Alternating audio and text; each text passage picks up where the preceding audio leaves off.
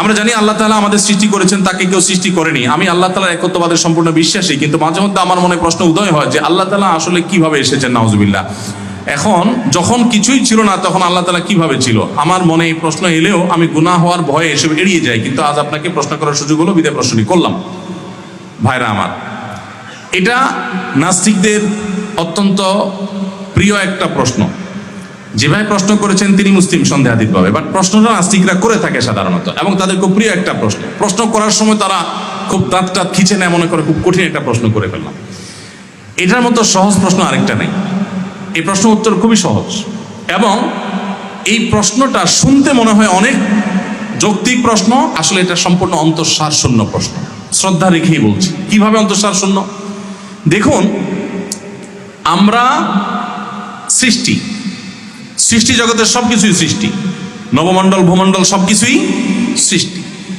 সৃষ্টির স্রষ্টা তালাশ করতে হয়, এটা তো যৌক্তিক কথা যে সৃষ্টি হলে তার অবশ্যই কি আছে, স্রষ্টা আছে।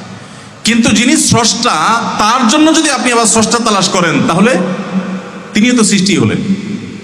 আপনি আল্লাহকে আপনার কাতারে এনে এরপর আপনি চিন্তা করতেছেন আমাকে তো আল্লাহ বানাইছে, তাহলে আল্লাহকে কে বানাইলো? নাউজুবিল্লাহ। আপনার প্রশ্নের গোড়ায় গলদ আছে। অর্থাৎ আল্লাহ সুবহানাহু ওয়া তাআলা সম্পর্কে আপনি ধারণা করে নিয়েছেন তিনি সৃষ্টি। যদি তর্কের খাতিরে আপনার প্রশ্নটা আমি ইতিবাচকভাবে অ্যাকসেপ্ট করেও নেই এবং ওইভাবে ভাবি যে আল্লাহর আবার কে সৃষ্টিকর্তা আছে, তাহলে তার আবার সৃষ্টিকর্তা খুঁজতে হবে না, তার আবার খুঁজতে হবে না, এভাবে গিয়ে কোথাও গিয়ে তো থামতে হবে আমাদেরকে। তো সেটাই আল্লাহ রাব্বুল আলামিন, এটাই বরং যৌক্তিক। বরং আল্লাহ সুবহানাহু ওয়া তাআলার স্রষ্টা চিন্তা করা বা স্রষ্টা হতে পারে এটার কল্পনা করাটা হলো আল্লাহ সম্পর্কে ধারণা ভুল থাকা। আমি আল্লাহকে সৃষ্টি ধরে নিয়ে আমি এই চিন্তা করছি। আপনি প্রশ্ন করছেন এরকম যে স্রষ্টার সৃষ্টিকর্তাকে, প্রশ্নের মধ্যেই ভুল আছে। যিনি স্রষ্টা তার আবার সৃষ্টিকর্তা থাকবে করতে, তাহলে তিনি স্রষ্টা হলেন কিভাবে?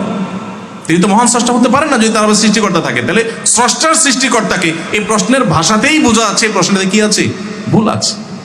তারপরও এ ধরনের মনে প্রশ্ন আসাটা অস্বাভাবিক না। একটা প্রশ্ন আসছে এবং প্রায় সময় অনেকে বলেন যে আল্লাহ সম্পর্কে মনের মধ্যে বাজে চিন্তা আসে। ইন্টারেস্টিং একটা প্রশ্ন। অনেকে বলে যে আল্লাহ সম্পর্কে বাজে কথা মুখ দিয়ে আসে, মনের মধ্যে চিন্তা আসে। নবী করিম সাল্লাল্লাহু আলাইহি সাল্লামকে ঠিক এরকম একটা কথা বলার পর একজনে তিনি বলেছেন, দেখো তোমার মনে আল্লাহ সম্পর্কে বাজে চিন্তা আসলে তুমি সাথে সাথে খুশি হয়ে আল্লাহর কৃতজ্ঞতা আদায় করবা। খুশি হওয়ার কি মানে? তুমি আল্লাহ তাআলার শুকর আদায় করবা যে তোমার মনের মধ্যে বাজে চিন্তা আসছে, সেটা নিয়ে তুমি পেরেশান আছো, তার মানে তোমার মধ্যে ঈমান আছে। যেই ঘরে সম্পদ আছে সেখানে চোর আসে, তুমি ঈমানদার দেখে তোমার মনে এই চিন্তা আসছে। যার আল্লাহর প্রতি বিশ্বাস না তার মনে কখনোই চিন্তা আসেই না। শয়তান তোমার ঈমানটাকে হরণ করতে চাচ্ছে। তুমি এই সময় কি করবে? নবী সাল্লাল্লাহু আলাইহি ওয়াসাল্লাম কিছু শেখানো সুন্নাহ আছে। বাম দিকে প্রতীকী থুতু নিক্ষেপ করা, প্রতীকী।